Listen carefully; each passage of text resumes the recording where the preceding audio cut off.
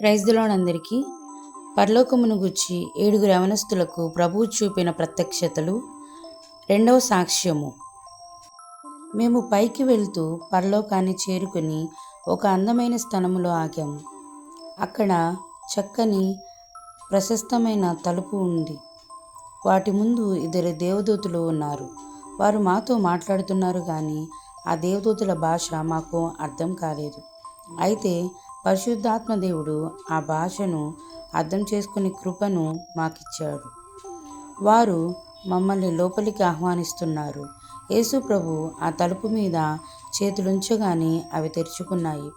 ప్రభువే గనుక మాతో లేకపోతే మేము అసలు పరలోకంలో అడుగు పెట్టగలిగి ఉండేవారము కాదు. పరలోకంలో ఉన్న ప్రతి వస్తువును చూచి మేము ఎంతో ఆనందించాము. ఒక మహావృక్షాన్ని చూసాము. ఆ వృక్షము జీవవృక్షమని బైబిల్లో ప్రకటన గ్రంథము 2వ అధ్యాయము 7వ వచనంలో వ్రాయబడి ఉంది. మేము ఒక నది దగ్గరకు వెళ్ళి దాని నిండా రంగుల చేపలు చూసాము. పరలోకం నిండా ఆశ్చర్యకరమైనవి ఎన్నో ఉన్నవి. నేను నా స్నేహితులు కలిసి ఆ నదిలో ఈత కొట్టాము. ఆ నదిలోని చేపలు మమ్మల్ని చూచి దూరంగా వెళ్ళిపోలేదు. అవి మా చుట్టూ తిరుగుతూ మమ్మల్ని స్పృశించాయి. ప్రభు అక్కడ ఉన్నందున వాటికి కూడా భయం వేయలేదు. మేము వాటికి హాని చేయమని అవి గ్రహించాయి. నేను సరదాగా నా దగ్గరకు వచ్చిన చేపను పట్టుకొని నీళ్లలో నుంచి పైకి తీశాను. అది నా చేతుల్లో ఉండి కూడా ప్రభు సన్నిధిని అనుభవిస్తూ ఆనందిస్తుంది. దానిని మళ్ళీ నీళ్ళలోనికి వదిలేశాను. కొంత దూరంలో నేను తెల్లని గుర్రాలను చూశాను. ఆ తెల్లని గుర్రాలను గూర్చి దేవుని వాక్యంలో ప్రకటన గ్రంథము 19వ అధ్యాయము 11వ వచనంలో వ్రాయబడి ఉంది. మరియు పరలోకం తెరవబడి ఉండుటయు చూచితిని. అప్పుడదిగో తెల్లని గుర్రం ఒకటి కనబడెను. దాని మీద కూర్చుండి ఉన్నవాడు నమ్మకమైన వాడును సత్యవంతుడును అన్న నామము గలవాడు. ఆయన నీతిని బట్టి విమర్శ చేయుచు యుద్ధము జరిగించుచున్నాడు.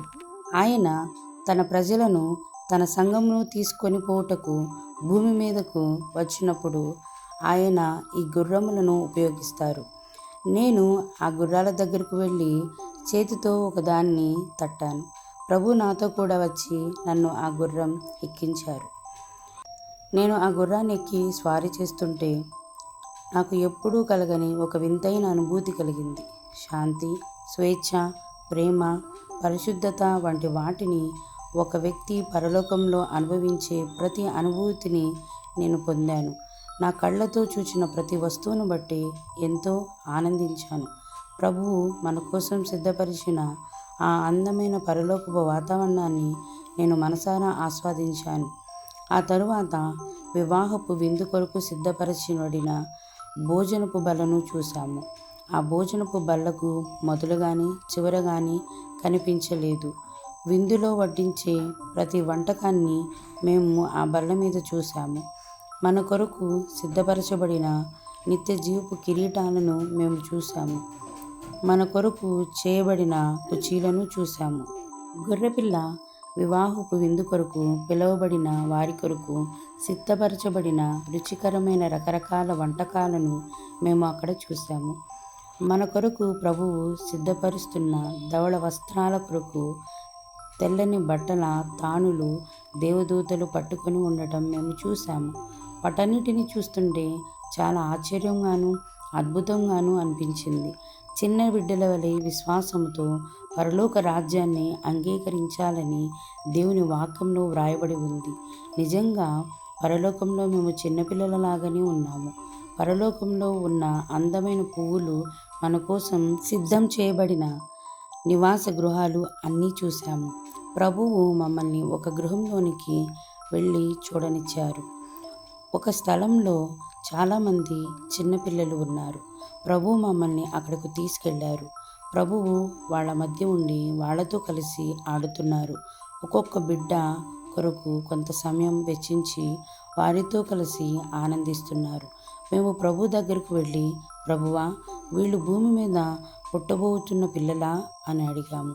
కాదు, వీళ్ళు భూమి మీద జరిగిన గర్భస్రావాల వలన మరణించిన పిల్లలు అని ప్రభువు చెప్పారు. ఆ మాటలు వినగానే నాకు గుండెల్లో కలుక్కుమన్నది. నేను గతంలో ప్రభువును ఎరగకముందు చేసిన పాపం గుర్తుకు వచ్చింది. ఆ దినాలలో నేను ఒక అమ్మాయితో సంబంధం కలిగి ఉండేవాడిని. దాని ఫలితంగా ఆమె గర్భవతి అయ్యింది. తాను గర్భం ధరించానని ఆమె నాతో చెప్పగానే ఏం చేయాలో నాకు తోచక ఆలోచించి నిర్ణయం తీసుకోవడానికి కొంత సమయం కావాలని అడిగాను. నేను కొద్ది రోజుల తర్వాత నా నిర్ణయం ఆమెకు చెప్పడానికి వెళ్ళేసరికి ఆమె గర్భస్రావం చేయించుకుంది. జీవితంలో అది నాకు బాధాకరమైన సంఘటనగా మిగిలిపోయింది. నేను యేసు ప్రభువును అంగీకరించిన తరువాత కూడా నేను చేసిన పాపాన్ని బట్టి నన్ను నేను క్షమించుకోలేకపోయేవాడిని. అయితే ప్రభువు ఆ దినాన తన కృపను నాకు కనపరిచారు. నన్ను ఆ స్థలంలోనికి తీసుకెళ్ళి, ఆర్యేల్, అక్కడ ఉన్న పాపను చూసావా? ఆ పాపే నీ కుమార్తె అని చెప్పారు. ఆయన అలా అనగానే నేను ఆ పాపను చూశాను. నా గుండెల్లో ఎంతో కాలంగా గూడు కట్టుకుని ఉన్న గాయం మానటం ప్రారంభించింది. ప్రభువు నన్ను ఆ పాప దగ్గరకు వెళ్ళనిచ్చారు. ఆమె దగ్గరగా వెళ్ళి నా చేతుల్లోనికి తీసుకుని ఆమె కళ్ళల్లోనికి చూశాను. ఆ పాప నా వైపు చూసి నాన్నా అంది. దేవుడు నా యందు కనికరించి నన్ను క్షమించాడని నాకు అర్థమైంది. ఈ విషయంలో నన్ను నేను క్షమించుకోవాలి అనుకున్నాను. ఈ సాక్ష్యాన్ని వింటున్న స్నేహితుడా, నీకొక విషయం చెప్తున్నాను. దేవుడు నీ పాపములను క్షమించాడు కనుక నిన్ను నీవు క్షమించడం నేర్చుకో. ఈ సాక్ష్యాన్ని మీతో పంచుకోవడానికి అవకాశం ఇచ్చిన దేవునికి వందనాలు చెల్లిస్తున్నాను. ప్రభువైన యేసు, సమస్త మహిమ ఘనత నీకే ఆరోపిస్తున్నాను. ఈ సాక్ష్యం ప్రభువే మాకిచ్చారు. ఈ ప్రత్యక్షత ఆయనే మాకు దయచేశారు. ఈ సాక్ష్యం విన్నవారందరూ దీవించబడి ఇతరులకు ఆ దీవెనలు అందిస్తారని ఆశిస్తున్నాను. దేవుడు మిమ్మును దీవించును గాక. ఆమేన్. ఈ వీడియో మీకు నచ్చినట్టయితే లైక్ చేసి 3వ సాక్ష్యం అని కామెంట్ చేయండి. ఇలాంటి మరెన్నో వీడియోస్ కోసం మా ఛానల్ని సబ్స్క్రైబ్ చేసి సపోర్ట్ చేయండి. Thank you.